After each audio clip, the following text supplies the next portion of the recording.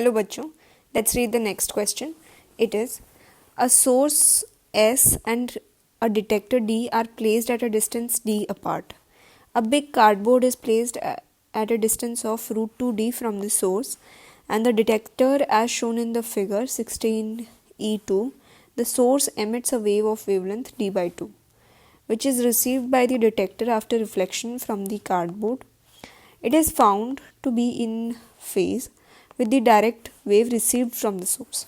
देखो सबसे पहली चीज़ ये क्या कह रहे हैं कि एक साउंड है और एक डिटेक्टर है और कार्डबोर्ड से जो उनकी दूरी है वो है √2D. ठीक है. अब जो साउंड वेव होती है एमिट होती है उसकी जो वेवलेंथ है वो है लैम्डा है is equal to D/2. Okay, which is received by detector after reflection from the cardboard. It is found to be in phase with the direct wave received by the source. एक जो wave है वो directly इसके पास आ रही है और एक जो वेव है वो रिफ्लेक्ट होकर के इसके पास आ रही है और मानो कि ये जो रिफ्लेक्शन का पॉइंट है ये पॉइंट P है.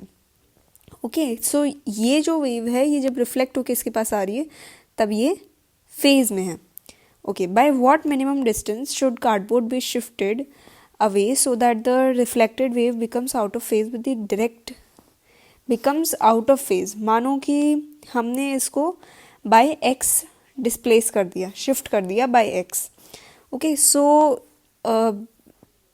ये पूछ रहा है कि कितना मिनिमम डिस्टेंस शिफ्ट करना चाहिए कि जो रिफ्लेक्टेड वे है वो आउट ऑफ फेज चली जाए. तो माना कि x डिस्टेंस पे शिफ्ट किया और अगर जब भी ये आउट ऑफ फेज जाती है तो ये P' हो जाता है.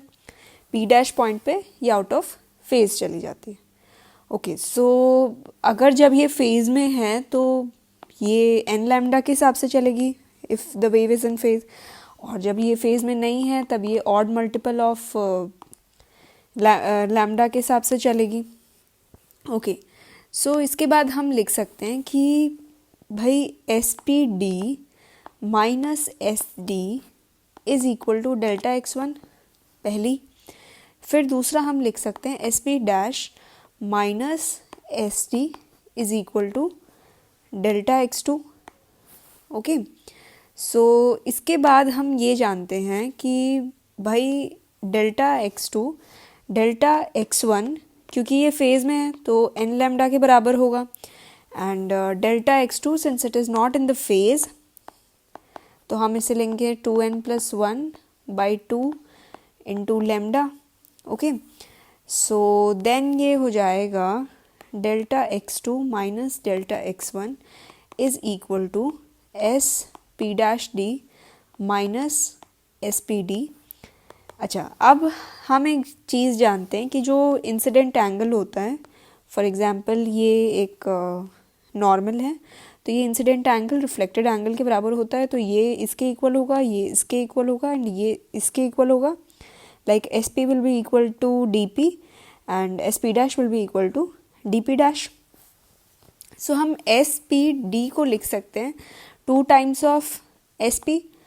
ऐसा क्यों? क्योंकि जो SP है वो लाइक बराबर है SP' जो है वो बराबर है P' के, और SPD के केस में हम लिख सकते हैं SP is equal to DP. So इसको मैं लिख देती हूँ 2 times of SP. Okay, now delta x1 और डेल्टा x2 हमने लिख रखा है कि it is equal to 2n+1 2 times, नहीं I have written it wrong, इसको ऐसा लिखा जाएगा कि 2n+1/2 into lambda minus n lambda which makes it 2SP' minus 2SP is equal to λ/2 जब हम इसे यहाँ पे सॉल्व करेंगे. अच्छा, अब अगर मैं SP' माइनस SP कर लूँ तो ये हो जाएगा λ/4. अच्छा, लैम्डा हम पहले से जानते थे कि it was equal to D/2, तो यहाँ पे मैं लिख सकती हूँ D/8 is equal to SP' minus SP. अच्छा, नाउ सारा खेल अब शुरू होता है, बिकॉज यहाँ पे हमने एक परपेंडिकुलर खींचा है, तो लेट्स नेम इट एज, इतनी डिस्टेंस को let's write it as d/2, और जो ये वाला डिस्टेंस है ये तो हमें दिया हुआ ही है √2, जो ये वाला डिस्टेंस है, let's make it very clear, ये हमें √2 दिया हुआ ही था। अब जो ये वाला टोटल डिस्टेंस होगा, like from d to p, dp, it will be √2d plus x। Okay, so अब हम लिख लेते हैं कि SP' जो है वो इक्वल है d²/4 plus of √2d plus x का होल स्क्वायर माइनस, ये हम पाइथागोरस से लगा रहे हैं from the given figure, so ये हो जाएगा d²/4 प्लस √2d का whole square. Let's watch the figure once again. ये वाला जो डिस्टेंस है this is √2d and this is x, we have considered it x। तो अब हमने पाइथागोरस लगा के इस इक्वेशन तक पहुँचे, is equal to d/8। Okay, so finally हमारे पास जो रह जाएगा after solving all of it, हमें मिलता है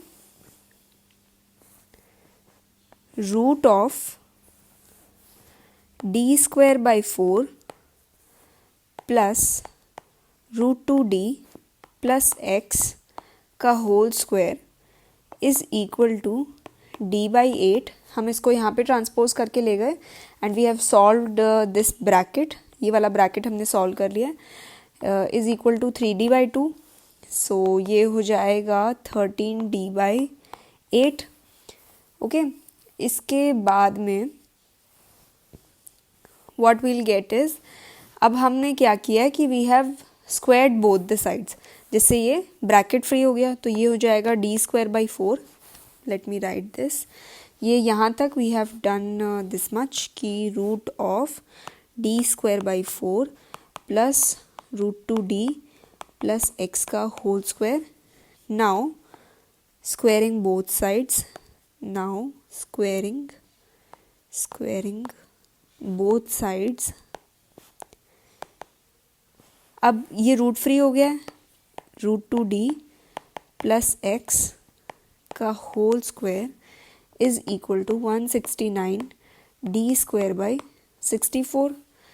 ओके, सो ये हो जाएगा √2d प्लस x, एंड इसको मैं लिख सकती हूँ। अब हमने इसको वहाँ पे ट्रांसपोज कर लिया है, यहाँ पे हम इसको माइनस में ले गए हैं, and we have under rooted both the sides, तो ये हो जाएगा 153 d/8। So x will be equal to d of √153/8 minus √2। Finally जब हम इसे सॉल्व करते हैं तो वी विल गेट 0.13d, तो x will be equal to 0.13d।